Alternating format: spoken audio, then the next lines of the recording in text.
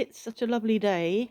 I thought I'd vlog out here and actually sitting with well, you can see how I'm sitting with the camera around the here. I think it helps me look at the camera more.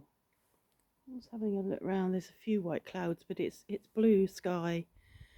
Quite chilly. We had quite a frost overnight.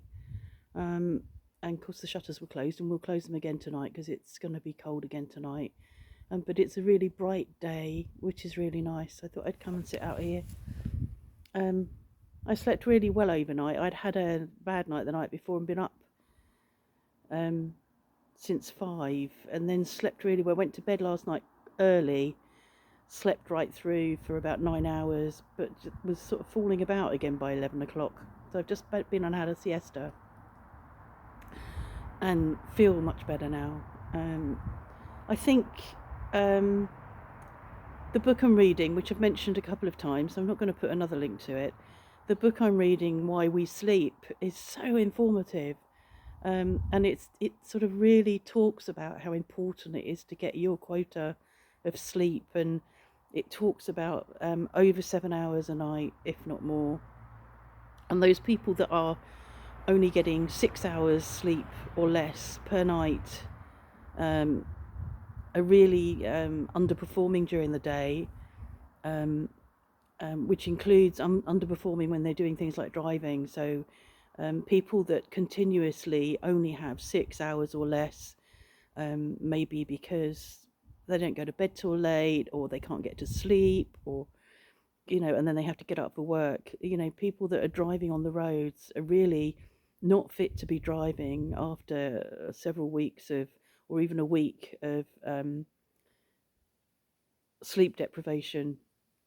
And they've done some scientific um, testing to look at the difference between people that have not had who've lost a lot of sleep over a week. Compare those to people that are just driving at the legal limit, so not over the legal limit, but at the legal. These are in America, at the legal limit, and compared their response time and compared various other things, and discovered that actually people with sleep deprivation um, are more likely to cause an accident because they start having micro sleeps. And when someone's micro sleeping, which is anything from 15 to 30 seconds, they're not going to react. So they're not going to begin to brake. They're not going to begin to make avoiding maneuvers. Whereas someone that's just at the legal limit and it's like maybe impaired thing is going to start braking. They might be a bit slow to react. Their response time, impaired response time. They may be slow to react, but they react. But people that have lost sleep, people who aren't getting enough sleep, people who are continually sleep deprived, are not reacting.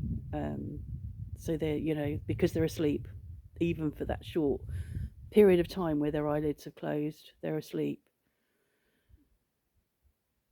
There's statistics in the book about how many people die in a car accident in America, and ideas around how that happens. And if you think about all those lorry drivers that are on the road that perhaps are not getting all the sleep that they should get.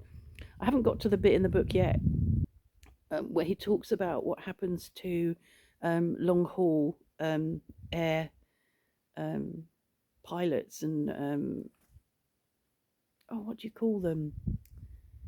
What do you call the whole team? Whatever you call the whole team.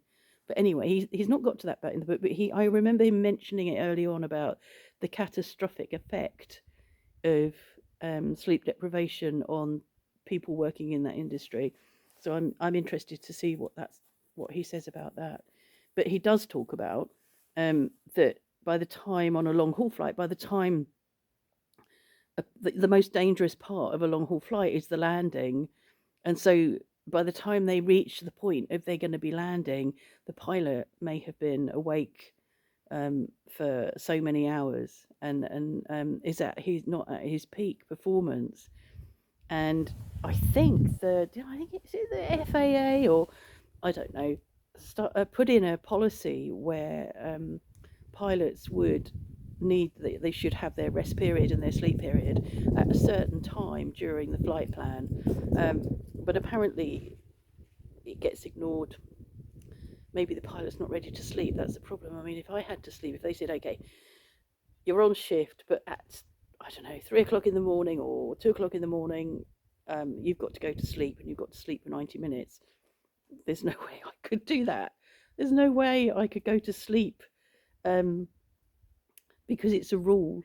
I can't go to bloody sleep if it's not a rule, so I don't know. Anyway, it's an interesting book.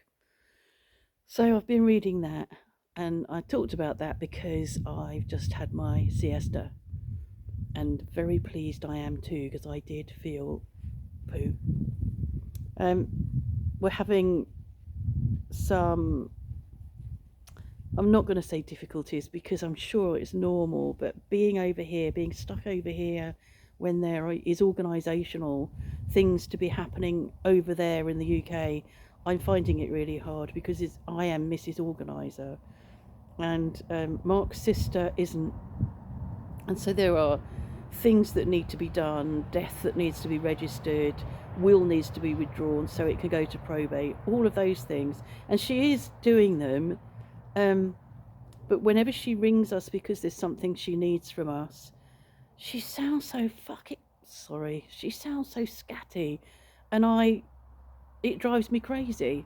I need to be organised, and I need to be there with a list of things to do and something to tick off and piles of paper that are in order. I can't be doing with, I need you to do this. Hold on, I've got a link for you.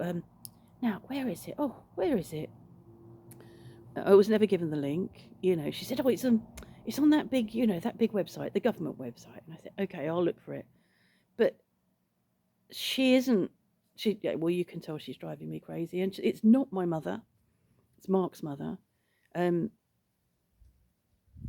The family, his family, him and his sister, I discovered before we were together, the communication style is quite interesting. It's not very direct, and I'm very direct, as you would have realised. So if it's a spade, I'll call it a spade, and I don't fancy around the bushes. And he and his sister, when they're talking on the phone, nobody's getting to the point, and I'm wanting to rip the phone off him. That's me channeling my mother. I'm wanting to rip the phone off him and get on with it. So we've had to go anyway this morning to make an appointment at a notaire because she needs to be able to withdraw the will. She needs ID, and it has to be certified by a notaire here. Because he's not in the UK, he can't present himself with her to withdraw the will, because they're executors, both of them, of the will. He needs to get his ID verified and send it to her so she can take it to the solicitor. And we can't get an appointment till next Tuesday.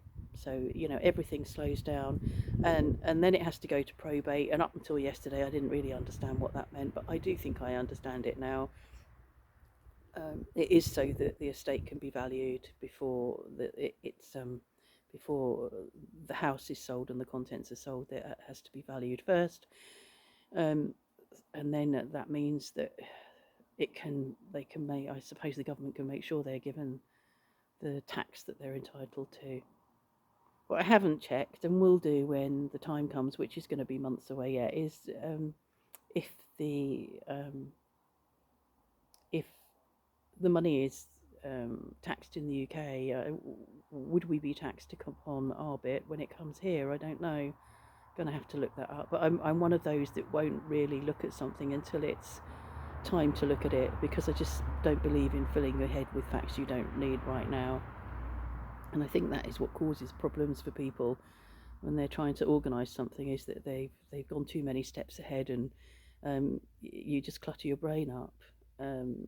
So I think it's important to wait until that time. So yeah, that's frustrating me.